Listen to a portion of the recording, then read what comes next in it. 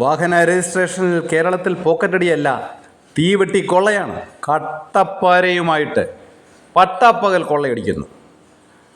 40 സീറ്ററുള്ള ഒരു ടൂറിസ്റ്റ് വണ്ടി ഒരുത്തൻ ലോൺ എടുത്ത് വാങ്ങിയാൽ അവന് 3 മാസത്തേക്ക് ഓടണമെങ്കിൽ രജിസ്ട്രേഷൻ ഫീസായിട്ട് കേരളത്തിൽ 80,000 രൂപ അടയ്ക്കണം. ഒരു വർഷം ഓടണമെങ്കിൽ 3,20,000.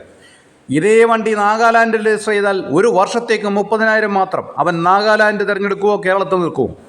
ജീവിക്കണ്ടേ സാർ, എന്തെങ്കിലും കിട്ടണ്ടേ? കോഴി കർഷകൻ ഇവിടുന്ന് എല്ലാവരും പലായനം ചെയ്തു, ഓടി രക്ഷപ്പെട്ടു. കർണാടകത്തിലും തമിഴ്നാട്ടിലും പോയി അവർ വാ എന്ന് പറയുന്നു. അവിടെ ചെറുകിട സംരംഭങ്ങൾ തുടങ്ങുന്നു. ആ നാട്ടിലും ഗുണം കിട്ടുന്നു, അവർക്കും എന്തെങ്കിലും ഗുണം കിട്ടുന്നു.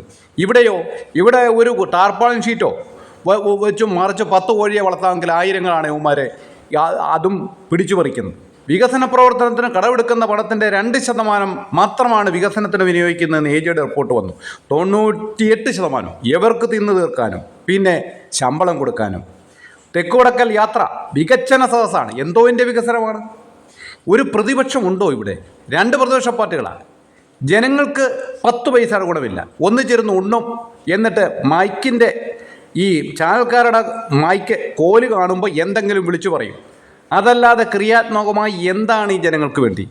ഈ പാവം ജനത എന്ത് ചെയ്യണം? പിന്നെ കുറേ സോഷ്യൽ മീഡിയക്കാരുള്ളത് കൊണ്ട് കുറേ യുവമാരുടെ ഈ ഒത്തുതീർപ്പ് നാടകം, വൃത്തികെട്ട രാഷ്ട്രീയ കളികൾ വിളിച്ചു പറയുന്നു.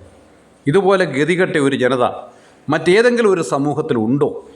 പാവപ്പെട്ട പൗരൻ കഷ്ടം തന്നെ, മുതലാളി കഷ്ടം.